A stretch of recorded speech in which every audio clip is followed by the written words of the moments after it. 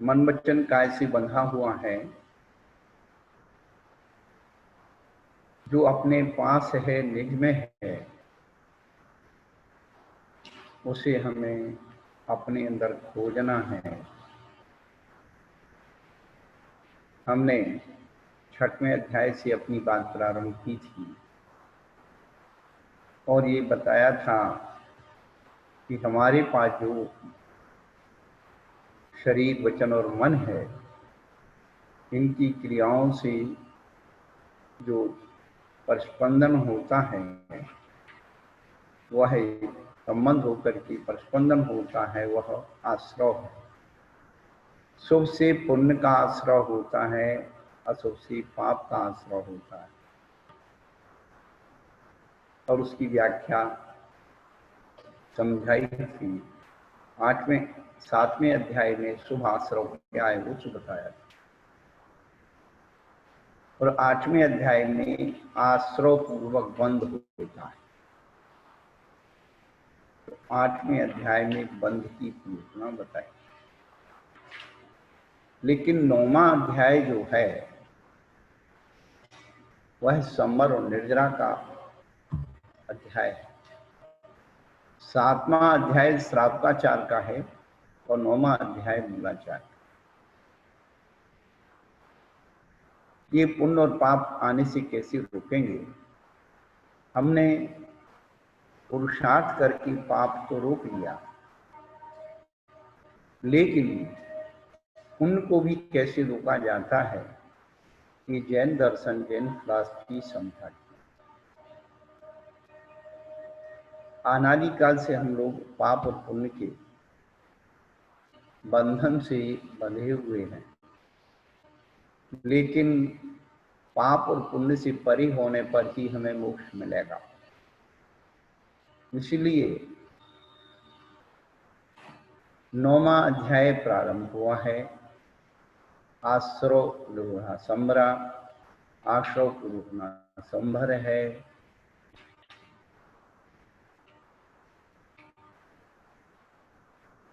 वह आश्रव पुनरूप हो या पाप रूप, दोनों को रोकने की बात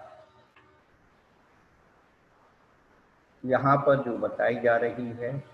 विशेष रूप से पाप का आश्रय तो हमने पुण्य आश्रय करके रोका 7वें अध्याय में, लेकिन पाप का आश्रय रुक गया, पुण्य का हो रहा है, तो पुण्य का आश्रय भी हम कैसे रोकें, इस बात की विधि 9वें अध्याय में बतलाई गई है। आश्रय को रोकने का नाम संवर है। उन्होंने इसमें ये नहीं कहा कि शुभ को रोकना है या शुभ को रोकना है।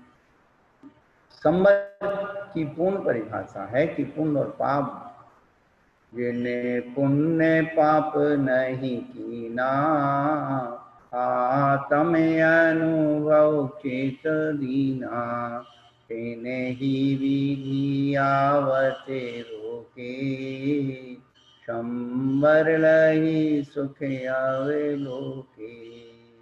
उस चेतना के बारे में बताया जा रहा है जो पुण्य और पाप से ऊपर उठ जाती है।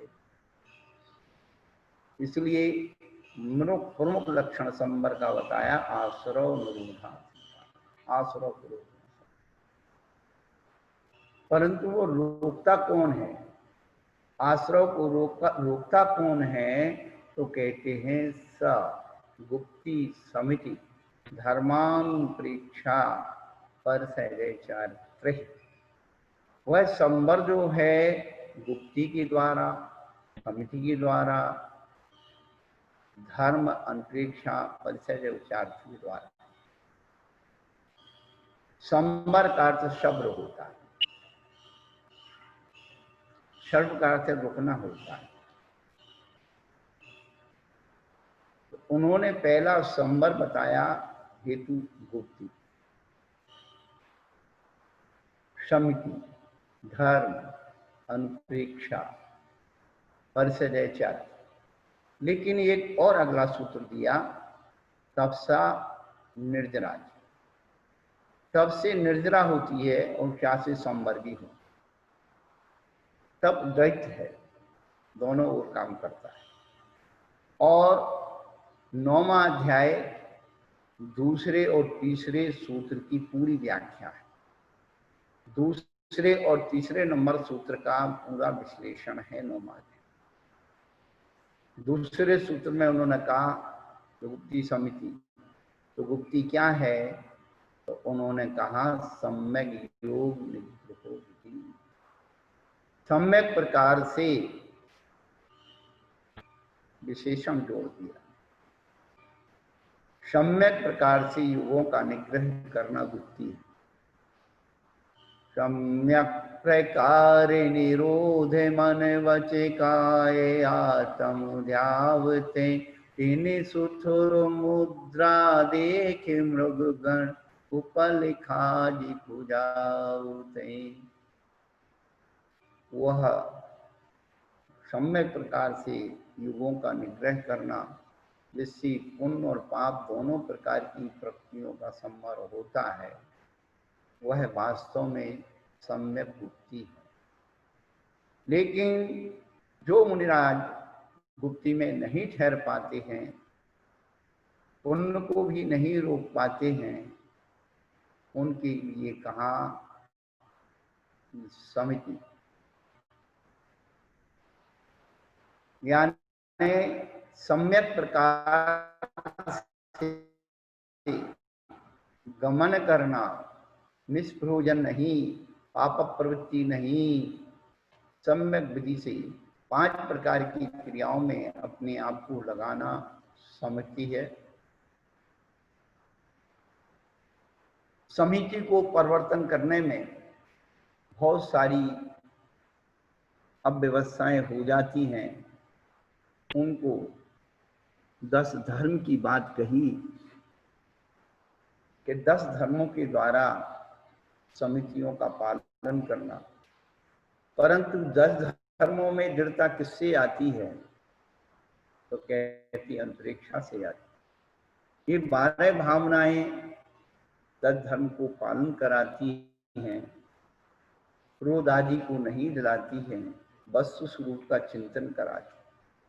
यही 12 भावनाएं परिचय में कारण होती हैं, और परिचय को जीत करके जो अनुभव होता है वह चारित्र है। इस प्रकार से उन्होंने इसकी व्याख्या। तो पिछले दिनों से हमने आपको ये सारी चीजें बताई। पहले दूसरे नंबर सूत्र का पूरा परिचय चारित्र तक को बताया, तब सा निर्जराचे, तब से संबर निद्रा होती है। तो तप के भेद बताई, पहले बहिरंग तप के भेद बताए, अनुष्णाव मौदरी वित्त परिसंख्यान रस परित्याग सयासन काय क्लेश वायम तपा। और बाह्य तप का एक ही सूत्र बनाकर इसे छोड़, क्योंकि बहिरंग तपों को अभव्य मिथ्या दृष्टि की भी तप देते हैं। बहिरंग तप अपनी मर्यादाओं में उन्होंने बता दिए, लेकिन मुख्य रूप से अंतरंग तप की बात है, जो प्रायश्चित विनय वैया स्वाध्याय सर्व ध्यान, ये अंतरंग तप है। इसी सूत्र का आगे पूरा 9 अंतिम तक जो 20वें नंबर का सूत्र है, इसी सूत्र की व्याख्या आपकी अंतिम चरण समय तक समाप्त ध्यान पर ले जाती।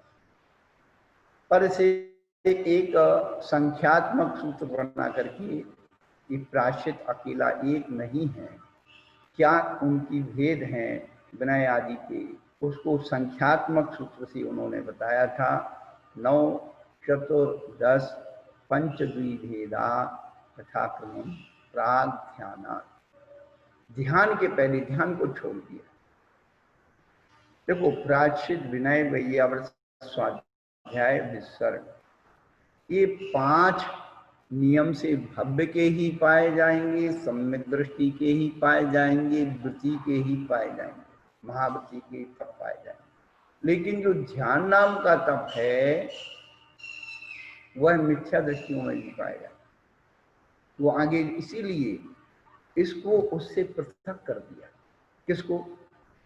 ध्यान को। उस ध्यान को अलग करने का हेतु,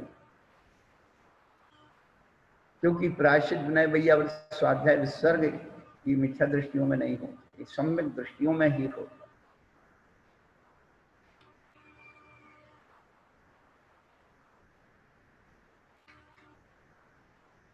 फिर इनके जो एक एक के संख्यात्मक भेद हैं, उन्हें नामात्मक भेद बनाने के लिए कि प्रायश्चित तब के जो 9 भेद हैं वे कौन से हैं, उनके नाम बताए। आलोचन, प्रतिक्रमण, तद्भय, विवेक, विसर्ग, तपच्छेद, परिहारोप, स्थापना। हाँ, पिछले दिनों अभी कुछ व्यवधान हो गया, लेकिन अब पुनः अपनी गाड़ी अपनी लाइन पर आ रही है। तो प्रायश्चित जो तप है वह 9 प्रकार। अपने पापों का प्रायश्चित आलोचना के द्वारा, प्रतिक्रमण के द्वारा, और आलोचना और प्रतिक्रमण दोनों मिलकर के उसके द्वारा, और विवेक प्रायश्चित, विसर्ग, तप, छेद, परिहार और उपस्थापन, इनके द्वारा संपादित।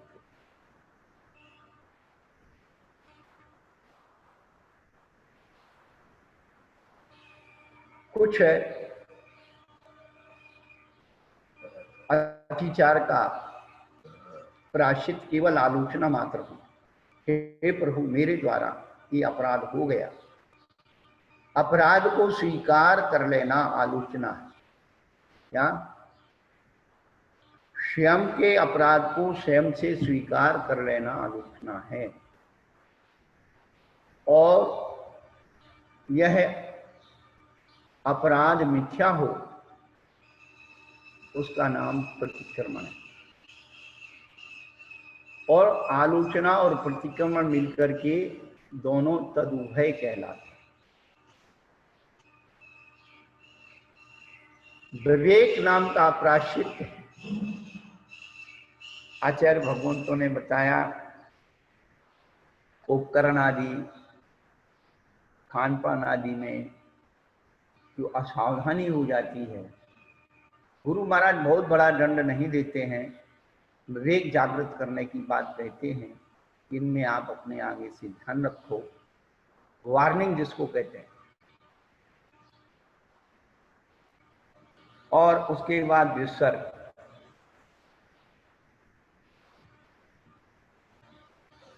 विसर्ग नाम का अंतरंग तप भी है और विसर्ग नाम का प्रायश्चित भी है। ये 2 जगह विसर्ग हो। तो जहां पर विसर्ग तप है वह स्वयं करने से होता है, और जिससे कर्म की निर्जरा होती है। देखिए आप, विसर्ग तप स्वयं करना होता है और कर्म की निर्जरा होती है। और विसर्ग नाम का प्रायश्चित है, ये गुरु के द्वारा दिया जाता है, तैस्सर्ग आदि विधान, जिससे दोषों की विशुद्धि होती है। दोष विशुद्धि के लिए विसर्ग प्रायश्चित है और कर्म निर्जरा के लिए विसर्ग तप है। उसी प्रकार से बहिरंग तपों में अनशनादि बाहर जो तप हैं, 6 तप हैं, वह भी उसी प्रकार से हैं। अनशनों आदि जो बहिरंग तप हैं वह कर्म निद्रा के लिए, और अंतरंग तप के प्रायश्चित के भेदों में जो अनशनादि तप हैं वह दोष विशुद्धि के लिए। इन दोनों में ये अंतर आ जाता है। एक प्रायश्चित के निमित्त उपवास करना और एक व्रत के निमित्त उपवास करना, ये दोनों में अंतर होता है। एक कर्म निर्जरा का हेतु होता है, दूसरा विशुद्धि और क्या बोलते दोष विशुद्धि का हेतु है।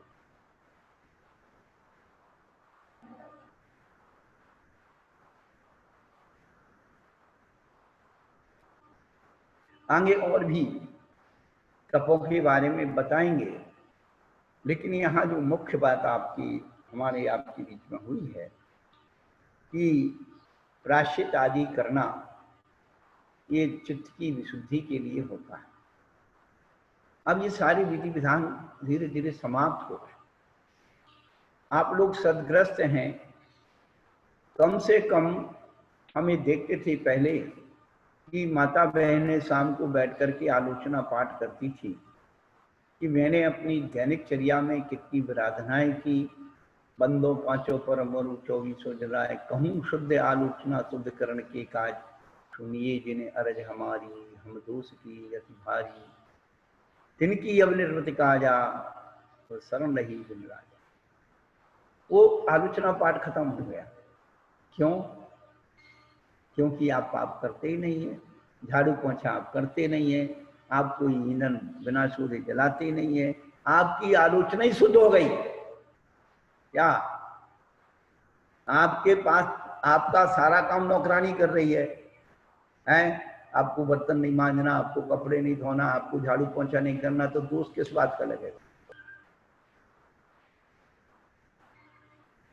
आज से 50 वर्ष पूर्व यदि थोड़ा सा भी व्यक्ति के हाथ अपराध हो जाता था, कोई छोटा सा जानवर भी मर जाता तो उसे बहुत पश्चाताप होता था, है मेरे द्वारा इस जीव का अपराधना हो गई है।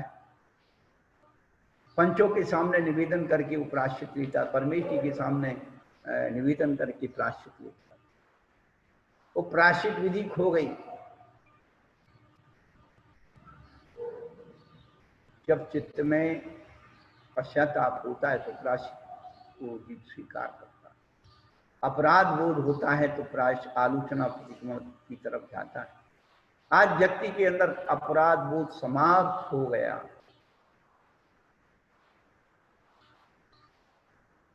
इसलिए प्रायश्चित विधि धीरे धीरे समाप्त होती चली जा रही है।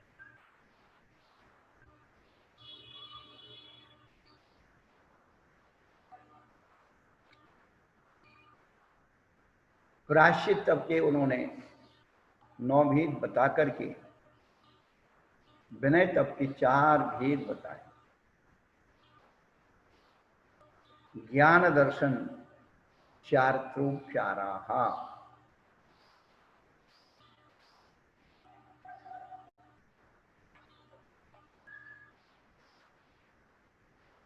वैसे यहां पर ज्ञान विनय, दर्शन विनय, चारित्र विनय, उपचार विनय, 4 प्रकार का विनय बताया है।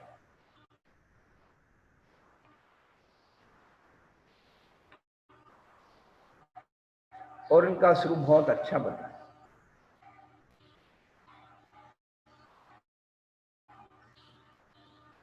बहुत आदर के साथ मोक्ष के लिए ज्ञान का ग्रहण करना, उसका अभ्यास करना और स्मरण करना आदि ज्ञान विनय।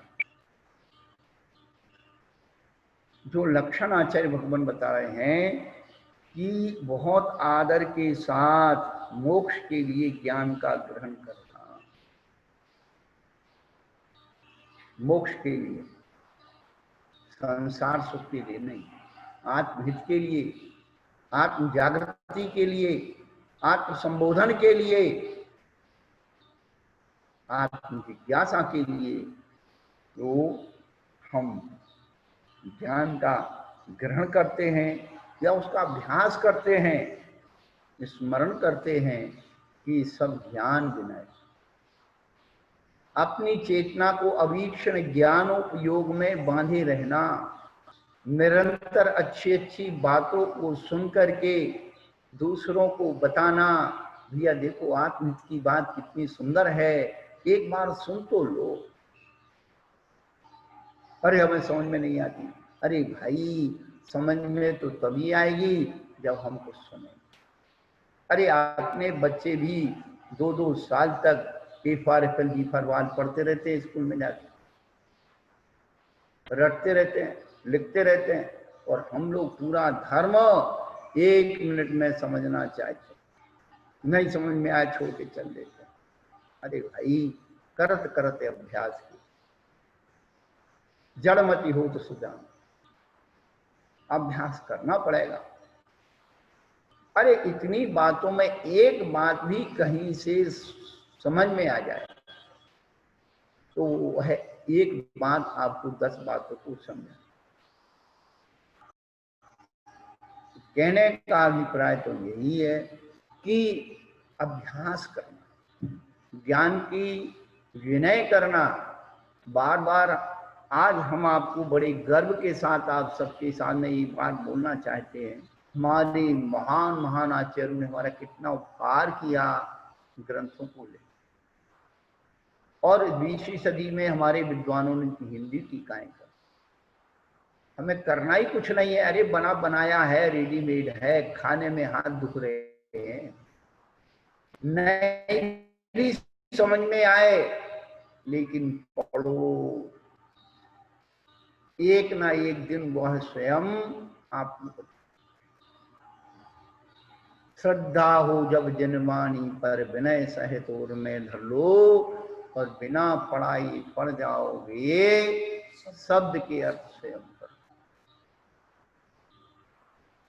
श्रद्धा तो जागृत कर लो, शब्द कोश की नहीं जरूरत है। शब्द आपको ऐसे ऐसे लोग हैं आज आप देखते हैं, इतने बड़े बड़े प्रवचनकार और ये और वो, सरस्वती की क्या कृपा होती, क्या अंतरास बोलते हैं वो, कि लगता है कि आज तक हमने सुना नहीं पढ़ा नहीं, कितनी अच्छी बात बता रहे हैं। उनके अंदर से कहां से आ गई? उनने भी कहीं ना कहीं अभ्यास किया है, चिंतन किया है, मनन किया है। हम लोग अपनी चेतना को बस थोड़ी देर मजबूरी है, पढ़ लेते हैं, सुन लेते, क्यों हमारे महाराज हैं इसलिए अपन को सुन।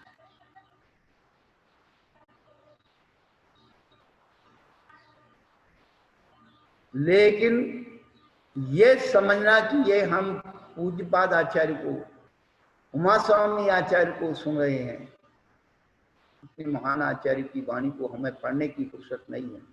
हम भी अपना कुछ नहीं बता रहे, जो सर्वार्थ सिद्धि में लिखा है, जो उमा स्वामी आचार्य ने कहा है, पूज्यपाद आचार्य ने कहा है, समझ वही आपके सामने बता रहा, वही हमने समझने की कोशिश कर। हम कोई अलग से कुछ कर ही नहीं सकते, कुछ अलग है ही नहीं, और हम कुछ करेंगे अलग तो अलग ही हो जाएंगे। ये भी ध्यान रखना, जिस दिन हमने अपना कुछ अलग किया, हम बड़े आचार्यों से बिल्कुल अलग हो जाएंगे। हमें करना ही कुछ नहीं। इन महान महान आचार्यों की वाणी को एक बार, दो बार, कम से कम 3 बार अपन पढ़। पंडित रतनचंद जी मुखियार सहारनपुर वाले, कई बार हम उनके बारे में बता चुके।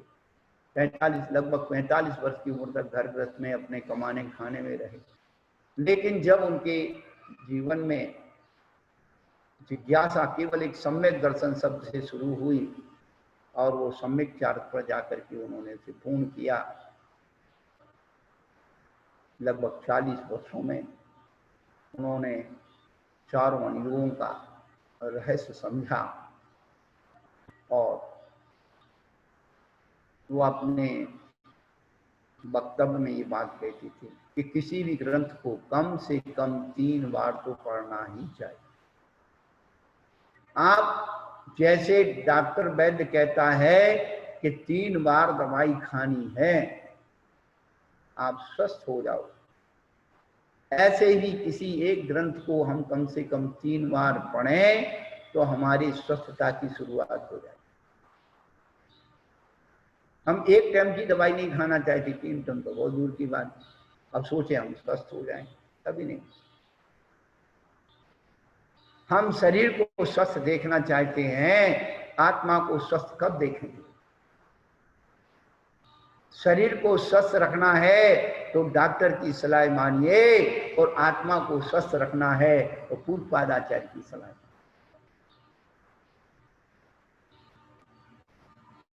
कुछ नहीं, ये जो विधि बताई जा रही है, तो ज्ञान विनय, ज्ञानधारियों की विनय, और दर्शन विनय, शंकादि दोषों से रहित तत्ववाद का सिद्धांत करना दर्शन विनय है। सम्यक दृष्टि का चार्त में चित्त लगाना चार्त विनय है। तथा आचार आदि के समक्ष आने पर खड़े हो जाना, उनके पीछे पीछे चलना, नमस्कार आदि करना, ये सब उपचार विनय।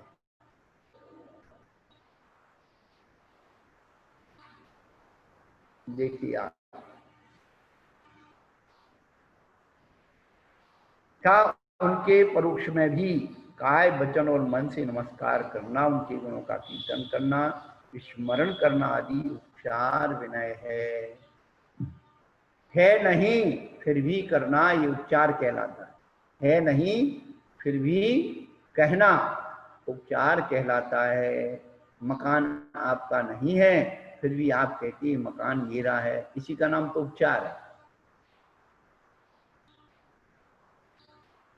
तो जो परोक्ष विनय है उसको आचार्य ने उपचार विनय कहा है कि सामने प्रत्यक्ष हमारे गुरु लोग नहीं हैं फिर भी ऐसा मानना कि भाई मेरे गुरुओं के प्रति ये बहुमान है, उनको स्मरण करना, ये उनसे ये सब चीजें जो है उपचार विनय।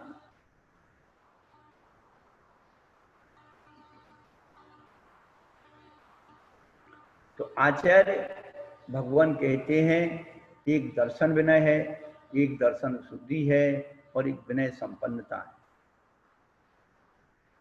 तो दर्शन विनय में सम्यक दर्शन के साधनों की विनय करना,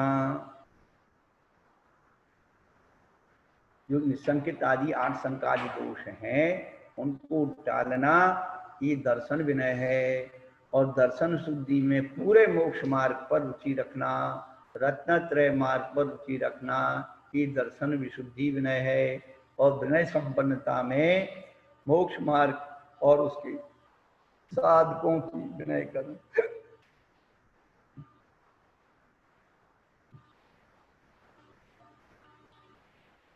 यहाँ 4 प्रकार की विनय आचार्यों ने कही है और उनको आचार्य भगवान ने 5 प्रकार की भी विनय कही है। ज्ञान विनय, दर्शन विनय, चार्त विनय और तप विनय और उपचार विनय। 5 प्रकार की विनय भी आचार्य भगवंतों ने बतलाया। वो प्रसंगानुसार उस विनय के भेद किए गए। जहां विनय संपन्नता है वहां 5 प्रकार की विनय की बात है। क्यों कही? आप देखिए, आपको एक विशेष बात बताता हूं। आपकी जो 4 व्हीलर होते हैं ना, तो आप लोग देखते हैं हमारी गाड़ी में कितने पहिए हैं? गाड़ी में कितने पहिए होते भाई? सुनाई पड़ रहा है ना आप लोग को? कितने पहिए होते? 4। अरे बहन जी 4 नहीं होते, 5 होते हैं। एक स्टेपनी भी होती है, वो उपचार है, वो काम नहीं कर रही, वो रखी हुई है, फिर भी वो उसमें गिनी जाएगी। क्योंकि जब कभी आपत्ति विपत्ति में आपका एक पहिया फेल हो गया तो तुरंत उसे बदल सकते हैं। लोगों को अभी यही पता नहीं हमारी गाड़ी में कितने पहिए हैं। तो जो उपचार विनय है वह भी बहुत महत्वपूर्ण है। उपचार मिथ्या नहीं हुआ करता है, उपचार बड़ा काम का होता है। आपकी गाड़ी में जो है एक पहिया एक्स्ट्रा स्टेपनी का रखा हुआ है, वो मिथ्या नहीं है। वो काम नहीं कर रहा है इसका मतलब ये नहीं कि वो काम का नहीं है। अरे वो उस समय काम का है, जब कोई काम नहीं कर रहा हो तो वो काम करता है, उसकी उपेक्षा कर दें तो फिर अपनी गाड़ी कभी आगे नहीं बढ़ सकती है।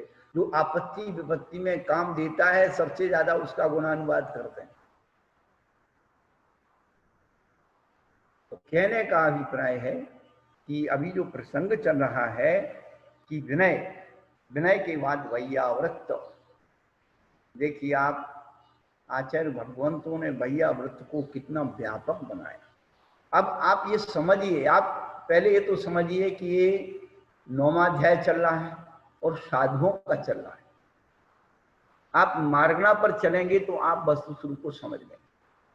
इसलिए उन्होंने जब वैयावृत्ति के भेद किए 10, तो आचार्य उपाध्याय शैक्षिक, आचार्य उपाध्याय तपस्वी, शैक्ष ज्ञान गण, कुल संघ साधु मनुज्ञाना, 10 भेद किए।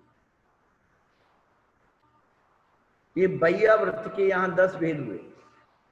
आचार्य की वैयावृत्ति, अब 16 कारण प्रारंभ हो गए ना।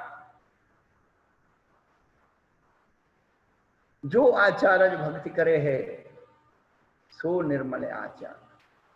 हम लोग आचार्य की भक्ति क्या करते हैं, कैसे करना चाहिए? क्या बड़े महाराज आचार्य महाराज का आहार हमारे घर हो जाए, है भैया वैयावृत्ति हो गई। तेल लिया, घी लिया, बड़े महाराज को गर्मी नहीं लग जाए, उनकी सेवा कर दी, वैयावृत्ति हो गई।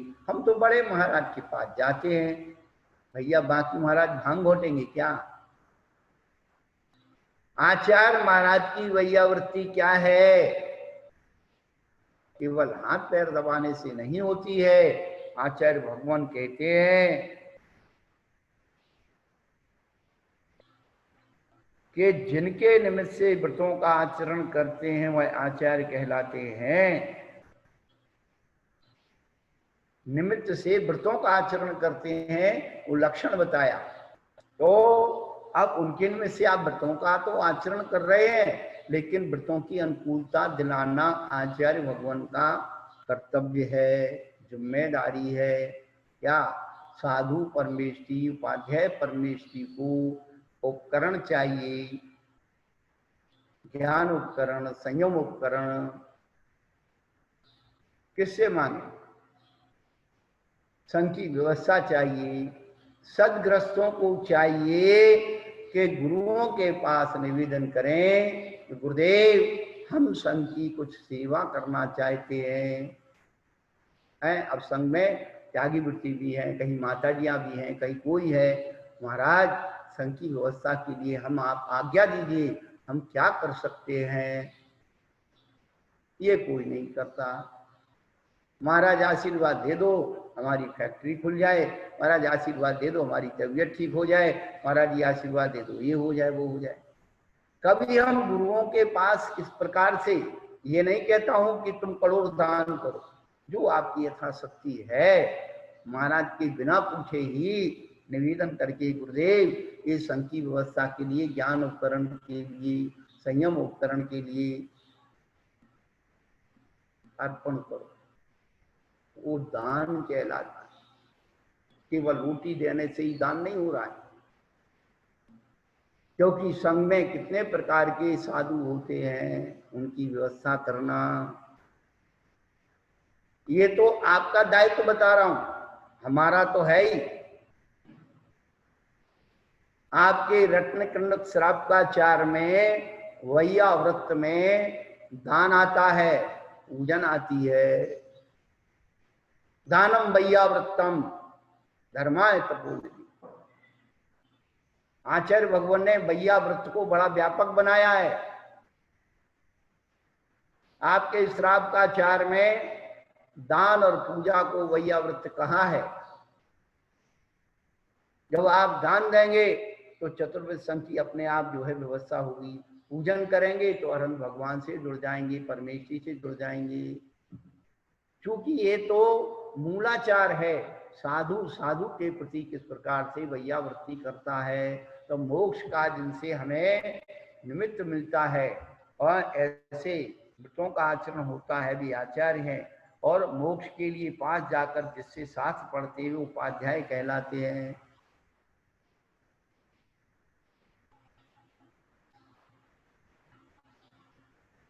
और महापास करने वाले तपस्वी कहलाते हैं, और शिक्षा को ग्रहण करने वाले शिक्ष कहलाते हैं। रोग आदि से क्लांत शरीर वाले ग्लान कहलाते हैं। रोग से कमजोर हो गए वो ग्लान कहलाते हैं। और ईश्वरों की संतति को गण कहते हैं। पुराने साधुओं का समुदाय गण, और दीक्षा का आचार्य के शिष्य समुदाय को कुल कहते हैं।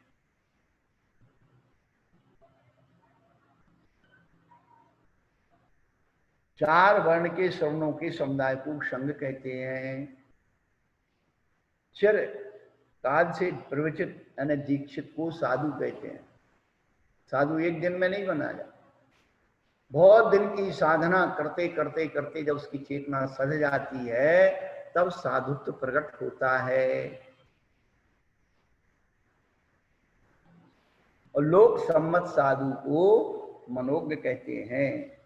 इनके ऊपर व्याधि आने पर, परिचय आने पर या मिथ्यात आदि के प्राप्त होने पर शरीर की चेष्टा द्वारा या अन्य द्रव्य द्वारा उसका प्रतिकार करना वैयाव्रत तप है। तो वैयाव्रत तप 3 प्रकार से, कि व्याधि आदि आ गई है चाहिए, परिचय आदि आ गया है तो उसको दूर करने के लिए, मिथ्यात्व भाव परिणामों में मलिनता आ रही तो करना चाहिए, तो शरीर चेष्टा के द्वारा, उपकरण आदि के द्वारा उसका प्रतिकार करना वैयाव्रत तप। वैयावृत्ति केवल हाथ पांव के द्वारा तो होती ही है, लेकिन वह बहुत वैयावृत्ति बड़ी महत्वपूर्ण चीज है।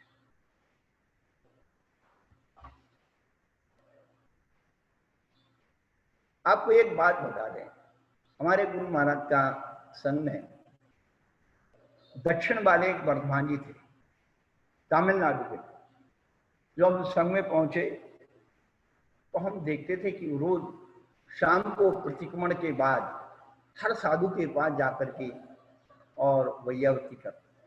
बड़े महाराज की बात फिर धीरे धीरे अंतिम छोटे महाराज तक जाते। एक दिन हमने उन महाराज गुरु से पूछा कि महाराज जी, आप बड़ों से लेकर के छोटों तक रोज ही वैयावृत्ति करते हैं,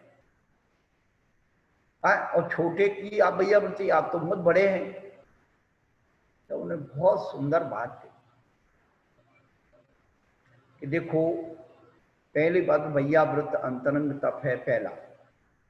दूसरा, ये कहाँ लिखा है कि बड़ा छोटे की वैयावृत्ति नहीं कर सकता? क्या? अरे आपकी संतान छोटी है तो क्या माँ बाप उसकी सेवा नहीं करते? करते।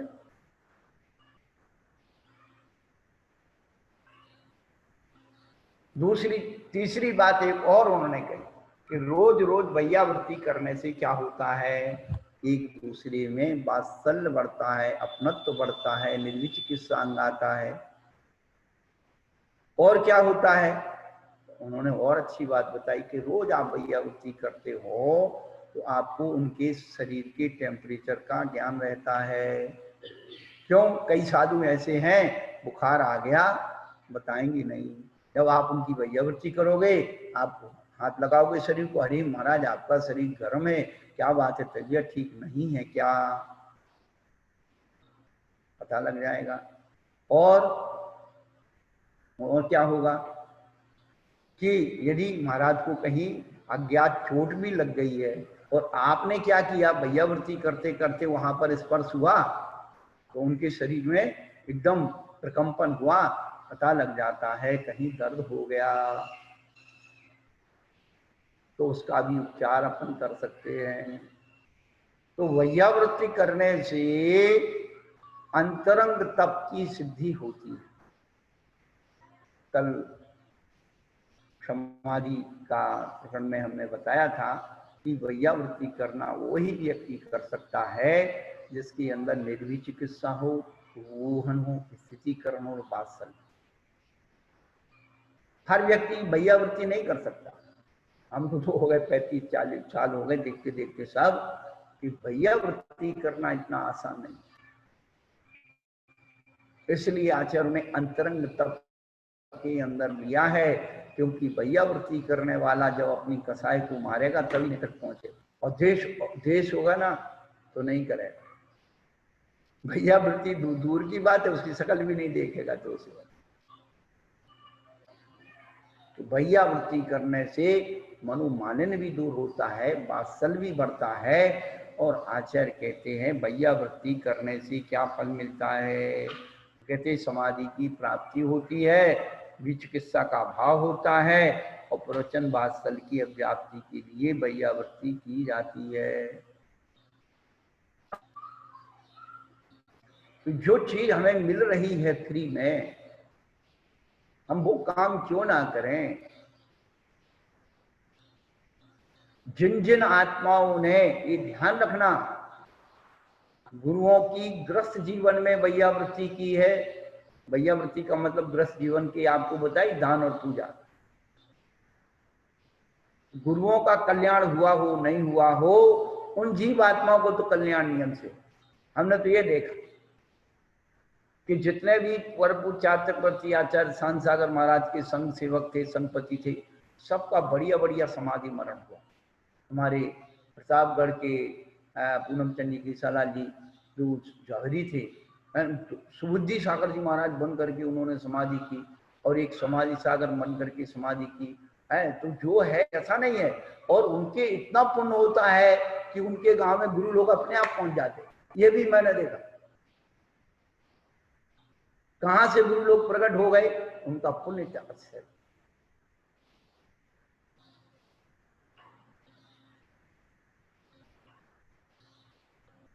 हम 2007 में महाराष्ट्र में थे, तो सोलापुर जब पहुंचे तो वहां पर जो है विद्युत दत्ता भवन, उनकी मासी थी, गांव में रहती थी।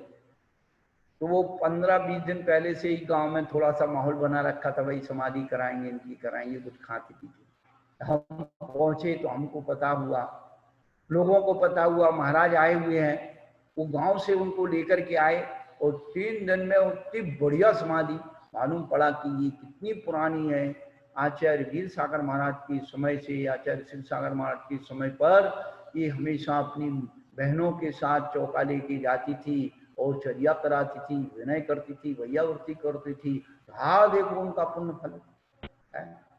निर्मल कुमार सेठी की माँ इतनी उम्र में उन्होंने क्या आहार देती थी, क्या खुश होती थी, और अकस्मात उनको सहयोग मिला, और अष्टापद में नंगमती माता जी की शरण उनकी समाधि।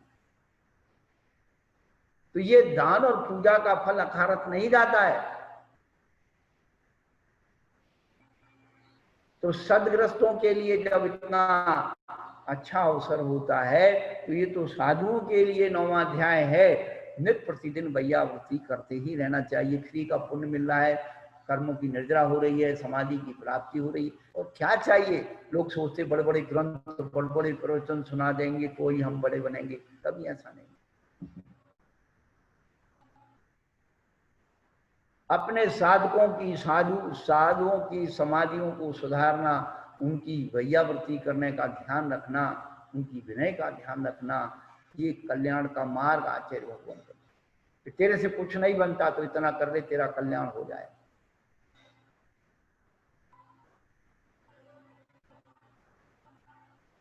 तो ये प्रायश्चित, विनय, वैयावृत्त और स्वाध्याय। आज स्वाध्याय के बारे में जरूर विशिष्ट विशिष्ट बातें बतलाएं। हम लोग स्वाध्याय तो कर रहे हैं, मोहित द्रव्य संग्रह की किताब, लेकिन वास्तव में स्वाध्याय क्या है।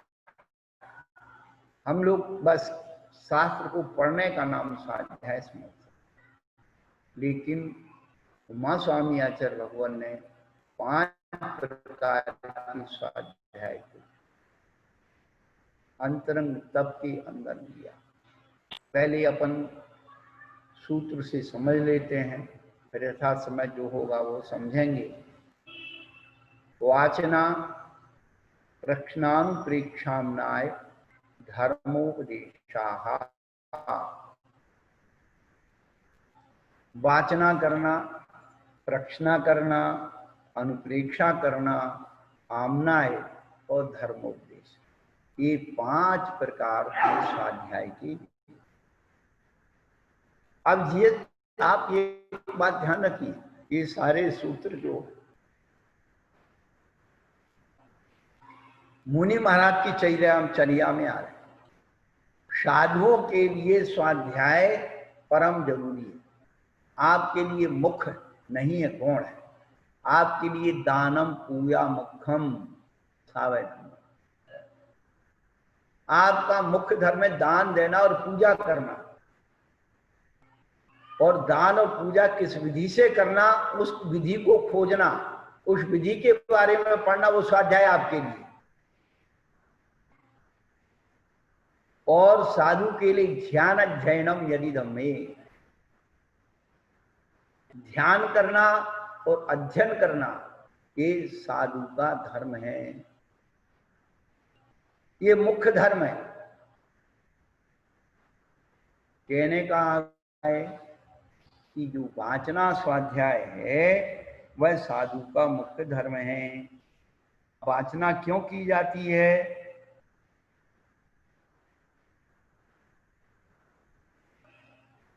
वाचना का क्या स्वरूप है? तो आचार्य कहते हैं ग्रंथ, अर्थ और उभय यानी दोनों का निर्दोष प्रदान करना वाचना है। ग्रंथ यानी शब्द, शब्द में एक अर्थ और दोनों। तो जो हमारी उच्चारण पद्धति है तो निर्दोष ग्रंथ को देना, निर्दोष अर्थ को बताना, निर्दोष शब्द को पढ़ना, अर्थ बताना और दोनों।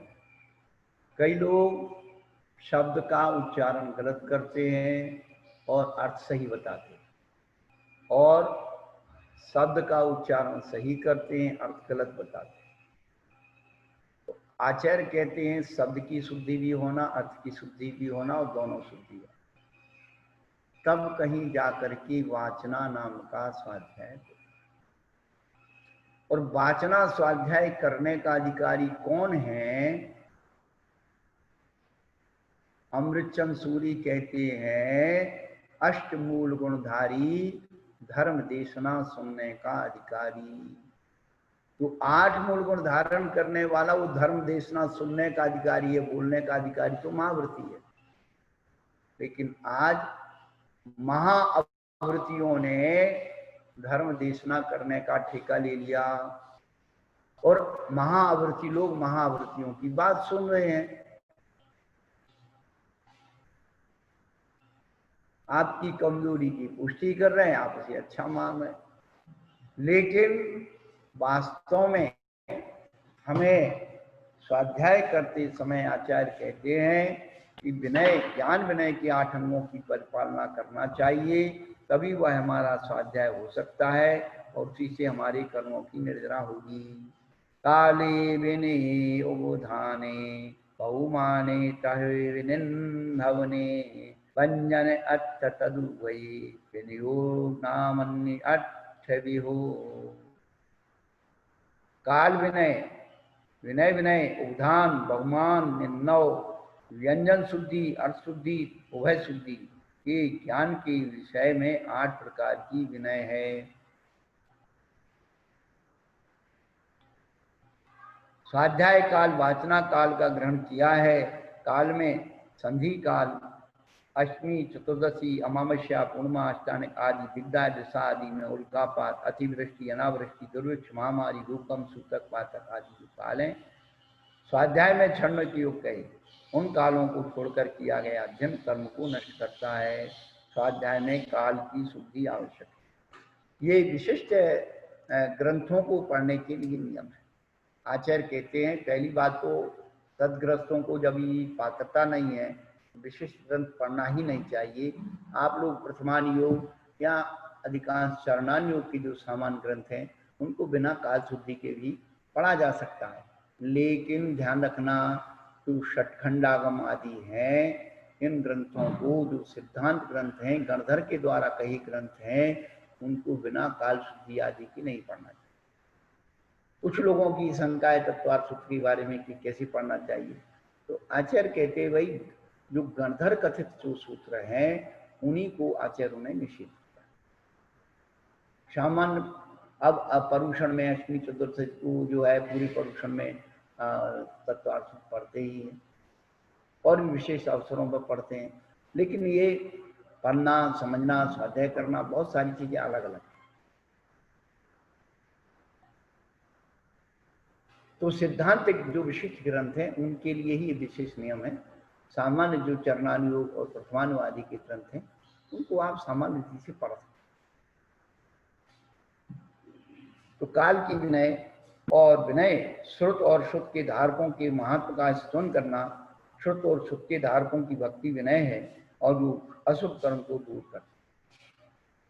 हमें नहीं आता है तो हम श्रुत की विनय कर सकते हैं, जिन्होंने श्रुत को धारण किया है उनकी विनय कर सकते हैं, उनकी साधनों की विनय कर सकते हैं। और उपधान का अर्थ अवग्रह है कि जब तक आगम का यह अनुद्वार क्या संदर्भ समाप्त नहीं होता है तब तक अब वस्तु नहीं खाऊंगा या अनशन चतुर्षष्टों उपास करूंगा, इस प्रकार संकल्प अवग्रह है। आप प्राचीन काल में जाइए, हमारे पूर्व विद्वान जब भी स्वाध्याय स्थापन करते थे वो नियम लेकर के बैठते, क्या वो लेखन करते हों, क्या एक ग्रंथ को वाँचते हों, वो नियम ले लेते। पंडित टोटरमल जी के बारे में कहा जाता है कि वो लखबी साहब छपना सार की जब संदृष्टियां लिख रहे थे, भाषानुवाद कर रहे थे, नमक खाने का त्याग कर। अब एक दो दिन की तो बात है नहीं, सालों लग जाते थे उस समय करने में। तो बड़े अहोभाव से नमक आदि का त्याग करके वो जो है करते थे। पंडित सदाशिव दास जी के बारे में कहा जाता है कि वो वहाँ पर दरबार में कुछ अपना लेखन कार्य करते थे।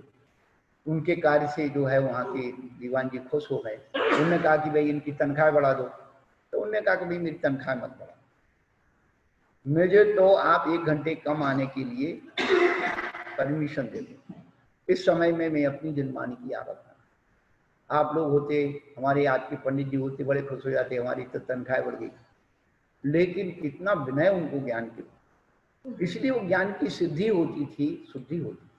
आज अधिकांश विद्वान, कहना नहीं चाहिए, लेकिन जनमानी का किस प्रकार से वो करते हैं अपलाप है। टेबल पर जो है नाश्ते की प्लेट रखी है, पानी की बोतल रखी है, खाते जा रहे हैं, पीते जा रहे हैं, लिखते जा रहे हैं। क्या कर रहे हैं? वही समय सार की टीका लिख रहे हैं। उस टीका का क्या प्रभाव होगा, उस जनमानी का क्या प्रभाव होगा? तुम अपना कचरा दिमाग का कचरा जो है इन ग्रंथों में डाल रहे, और वो लोग पढ़ करके अरे वाह कितनी अच्छी बात लिखी है, हमें क्या मतलब है, ओ पंडित जी क्या करते हैं और फलाना क्या करते हैं, उसे अरे उन्हें अच्छी बात कही है। और ये बात जो है महाराज पे नहीं घटित करते, पंडित जी पे तो घटित कर देंगे। पंडित जी कुछ भी खाओ, कुछ भी पियो, कुछ भी करो, उस बार हमें तो अच्छी बात बता रहे। और मुनि महाराज ऐसे होना चाहिए, वैसे होना चाहिए, कैसे होना चाहिए, उनकी बात ऐसी ठीक नहीं है, उनकी बात ऐसी ठीक नहीं। ये साधु मिले बिना माँ बाप के,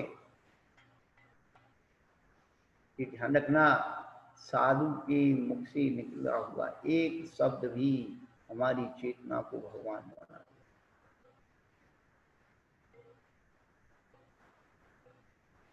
और उनके अंदर जब आस्था ही नहीं है, ज्ञान के प्रति इतनी गहराई नहीं है, बहुमान नहीं है, तो क्या वो हमारे लिए दे सकते? इसलिए सब उद्दंड होते चले जा रहे हैं ज्ञान को पकड़ कर। बहुमान भी ग्रंथ शास्त्र को पढ़ने के पूर्व स्वयं शारीरिक आदि शुद्धि करना, हाथ जोड़ करके विनय करना, पथापर आदि बिछा करके, और पृष्ठ आदि जब पलटें तो बड़े विनय से पलटें, और पन्ने को जैसे ऐसे ठूंग लगा करके पलट देते हैं और जंघाप आदि पर रख देते हैं। ये सब कबर जिल आदि चढ़ाना, पुराने जीर्ण शीर्ण को उनको व्यवस्थित करना, तो ये उद्धान विनय है। और निन्नव अपलाप को कहते हैं, यानी खुद स्वयं को कुछ जानते नहीं और कोई जानकार उसे बताए तो उसके मानते नहीं है, इसे ही अपलाप कहते हैं। तो आजकल ये बहुत चल रहा है, अपने अज्ञान को ज्ञान सिद्ध करने की होड़ लगी हुई है। कुतर्कों का, लक्षणाभास का, दृष्टांताभास का बाहुल्य हो रहा है। कुतर्कों से हम अपने अहंकार की पुष्टि कर सकते हैं, आगम की सिद्धि नहीं हो सकती। पर भोले प्राणी बेचारे जानते नहीं है, वो अपन उसको मान करके और उसी में बह जाते। कहने का अभिप्राय तो यही है कि कुतर्कों से सावधान हो, मूल आचार्यों के ग्रंथों को पढ़ें, उनसे कुछ समझें, सीखें। हम भी बचपन में विद्वानों की सब चीज़ों को पढ़ा है, सुना है, समझा है, लेकिन जब अवरुद्धता आई, समझ में आई, लक्षणावली देखी, तो समझ में आता है जमीन आसमान का। एक पुस्तक में लिखा है कि भाई पंडितों का जो ज्ञान है वो किस प्रकार से, देखिए आप, कि भाई आत्मा में कर्म किस प्रकार बंधे हैं, जैसे गले के गाय के गले में रस्सी बंधी हुई। कोई कहते हैं रस्सी रस्सी से बंधी है, गाय का गला बिल्कुल स्वतंत्र है। ऐसी कर्म कर्म से बंधा हुआ है, आत्मा स्वतंत्र है। ये दृष्टांत आभास कहलाएगा। परंतु वास्तव में आत्मा और कर्म की स्थिति कैसी है? दूध पानी की तरह, मिले अनार यतनते मिश्रे जय पर पानी। जैसे प्रकृति से दूध और पानी का मेल मिलाप एक में हो रहा है, ऐसे आत्मा और कर्मों का संबंध है जो केवल तप के द्वारा ही अलग किया जा सकता है। पानी का संबंध दूध से तपा करके ही अलग होता है, बिना तपे नहीं अलग होता। लेकिन उन्होंने हमारे अंदर दृष्टांत आभास डाल दिया और हम लोग भोले जीव हैं, तो भाई कर्म कर्म से बना है, रस्सी रस्सी से बंधी है, गाय स्वतंत्र है। ऐसे कर्म कर्म से बना है, आत्मा स्वतंत्र है। ये दृष्टांत आभास कहलाए। तो दृष्टांत आभास, लक्षण आभास, ये जब हम नहीं जानते हैं तो उसे हम स्वीकार कर लेते हैं। तो अपने जीवन में दो चीजों को याद रखो, स्वरूप भेद और स्वामी भेद। पहले उसका स्वरूप समझो और उसका स्वामी समझो। यदि दो बातों की कुंजी आपके पास हो, स्वरूप और स्वामी की, तो आपको कोई भटका नहीं सकता, ना आप भटक सकते हैं। लेकिन स्वरूप कुछ बताते, स्वामी कुछ बताते, इसलिए हम लोग कभी भी वस्तु स्वरूप पर नहीं पहुंचे। तो ये निंदा माने अपलाप करना, ज्ञान का अपलाप करते हैं। व्यंजन शुद्धि शब्द के प्रकाशन को कहते हैं। शब्द स्वयं दूसरों को ज्ञान कराने में हेतु है। स्वयं शब्द उससे ही वस्तु के यथार्थ स्वरूप को जानता है और दूसरों को ज्ञान कराता है। तो जैसा गणधर आदि ने सूत्र रचे हैं, उनको वैसे ही पढ़ना व्यंजन शुद्धि है। अर्थ शुद्धि, व्यंजन का शब्द, व्यंजन शब्द की समीपता से अर्थ शब्द शब्द के वाचको कहता है, अतः अर्थ से सूत्रार्थ का ग्रहण होता है। सम्यक रूप से सूत्र के अर्थ की निरूपणा में निरूपणा का आधार अर्थ होता है, अतः निरूपणा की सच्चाई को अर्थ शुद्धि कहते हैं। सूत्र के अर्थ का यथार्थ कथन अर्थ शुद्धि है और व्यंजन और अर्थ दोनों की शुद्धि को तद्वय शुद्धि कहते हैं।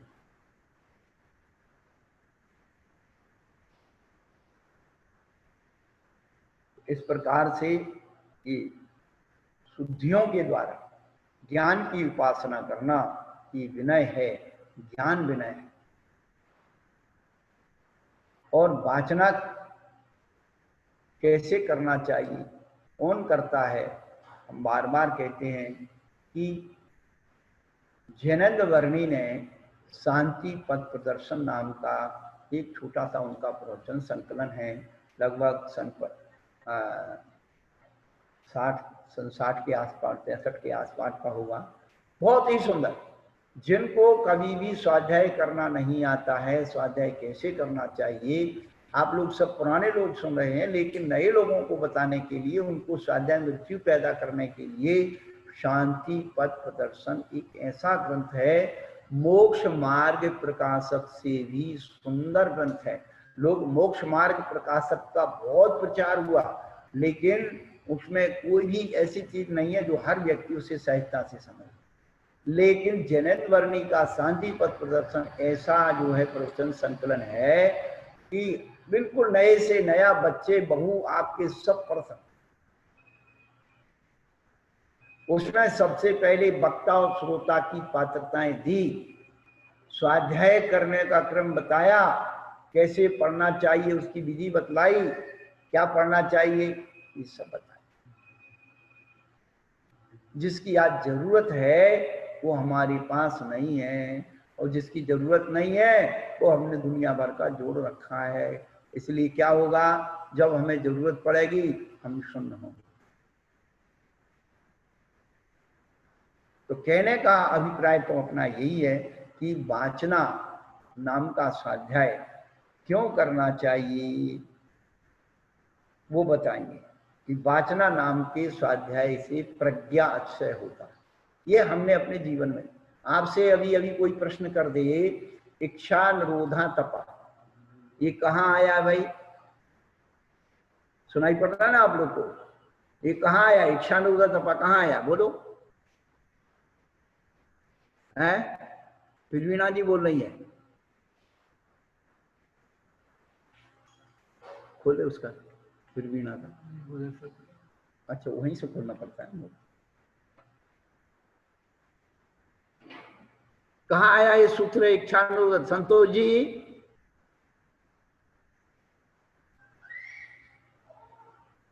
सुरभि जी, हैं? आप तो बहुत स्वाध्याय करती हैं, पिताजी ने आपको बहुत अच्छे संस्कार दिए। कहाँ आया इच्छा निरोध तपा?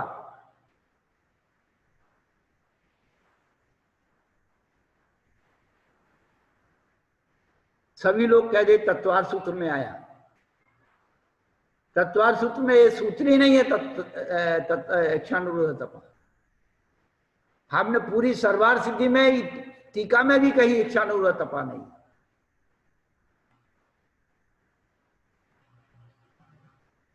इच्छा निरोधा तपा ये पूरे तत्वार सूत्र में नहीं है, और पूरी सर्वार सिद्धि में पूज्यपाद आचार्य ने भी नहीं लिखा। लेकिन हम लोगों को ये बचपन से पंडित विद्वानों ने सुना इच्छा निरोध तपा, तो दिमाग में घुस गया।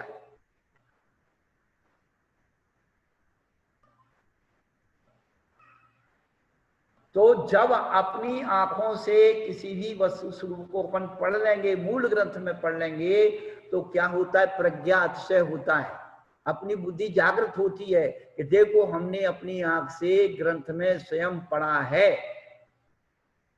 इसलिए हमारे संत शिरोमणि आचार्य श्री विद्यासागर जी महाराज ये बात कहते हैं कि मूल ग्रंथों से हमें स्वाध्याय करना चाहिए, जिससे हमारी भ्रांति दूर हो, प्रज्ञा में अक्षय आएगा, प्रज्ञा पैनी हो जाएगी।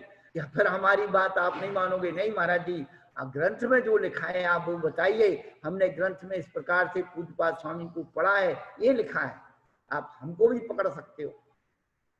लेकिन आप जब आपने पढ़ा ही नहीं, हम जो बोलेंगे आप सुनते जाओगे, वाह महाराज ने बहुत अच्छी बात बता दी, हम कुछ भी लक्षणाभास बताएं, दृष्टांताभास बताएं, आप पढ़ते चले जाओगे, सुनते चले जाओगे।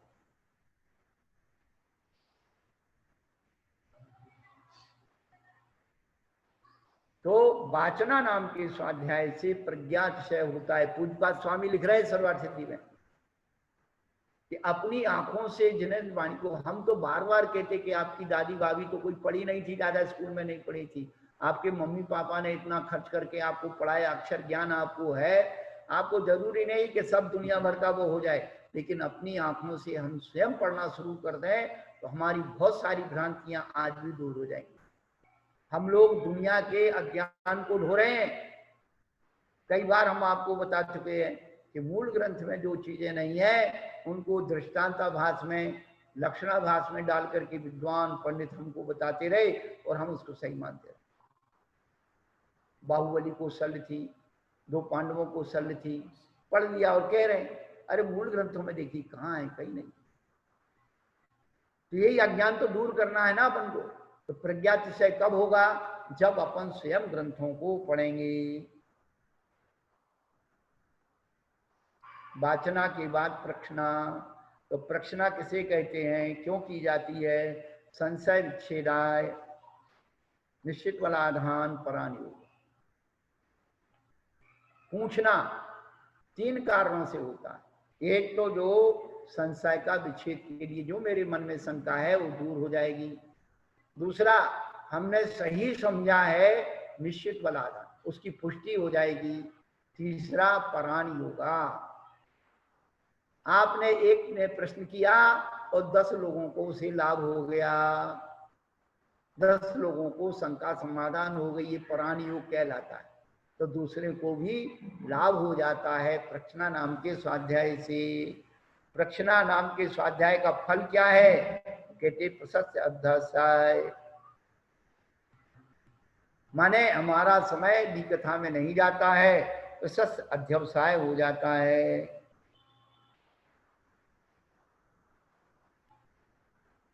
अनुप्रेक्षा तो पढ़े हुए सुने हुए को बार बार चिंतन करना अनुप्रेक्षा है। और अनुप्रेक्षा करने से क्या होगा, तो आचार्य कहते हैं परम संवेग। चिंतन करने से संवेग बनता है अंदर। अरे अभी तक हम क्या कर रहे थे, हमें क्या करना चाहिए, तो अंदर में सावधानी आ जाना संवेग कहलाता है। संवेग का मतलब स्वयं की सावधानी जागृति आ जाना संवेग है, वह अंतरिक्षा से आएगा। और आमनाय, आमनाय नाम के स्वाध्याय का लक्षण बताया, भो शुद्धम परिवर्तनम आमनाया, माने शुद्ध उच्चारण, उच्चारण की शुद्धि पूर्वक पाठ को पुनः पुनः दोहराना आमनाय नाम का स्वाध्याय। और उसका फल क्या बताया आचार्य ने कि तपो वृद्धि। ये मुझे बहुत समझ में आया कि आमनाय नाम के स्वाध्याय करने से तप की वृद्धि होती है। तो क्यों होती है पता है आपको, कि जो पाठ हमें छंद के व्याकरण के नियम अनुसार पढ़ना चाहिए, तो जब छंद और व्याकरण से पढ़ेंगे तो उसमें समय लगेगा, और नहीं तो 1-10 मिनट में 5 पूजा करके घर को चल देंगे।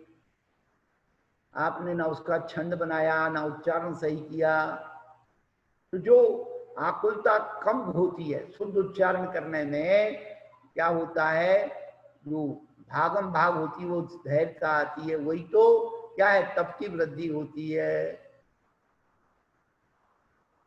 और धर्मोपदेश नाम का स्वाध्याय, तो उसका लक्षण बताया, धर्म कथादि अनुष्ठानम धर्मोपदेशा।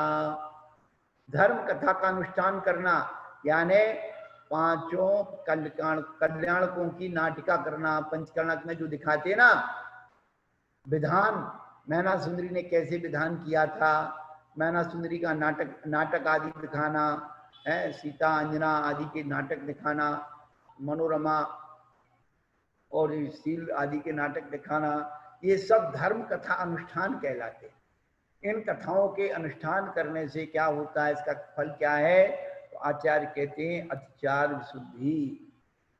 एक पूज्यपाद आचार्य लिख रहे हैं कि उनकी उस क्रिया को देख करके स्वयं के अंदर है, भैया हमको ऐसा नहीं करना है, ऐसा करने से ऐसा फल मिलता है। इस प्रकार से 5 प्रकार के स्वाध्यायों के द्वारा अपनी चेतना को जगाना चाहिए, तभी अपनी आत्मा का हित होगा। पूरे शास्त्र पढ़ने से, नाम रखने से, गाथा सुनाने से, ग्रंथ टीका बताने से आत्मा का हित नहीं होगा। परिणामों में कितना परिवर्तन आता है उससे हित होता है। श्रद्धा हो क्या विजय वाणी पर, विनय सहित उर में धर लो, बिना पढ़ाई पढ़ जाओगे, शब्द के अर्थ स्वयं कर लो। शब्द कोश की नहीं जरूरत, नहीं कोई भी शर्त आओ, शब्द स्वयं बतला देते हैं अपने गहरे अर्थों को। हृदय मई जिनवानी माता।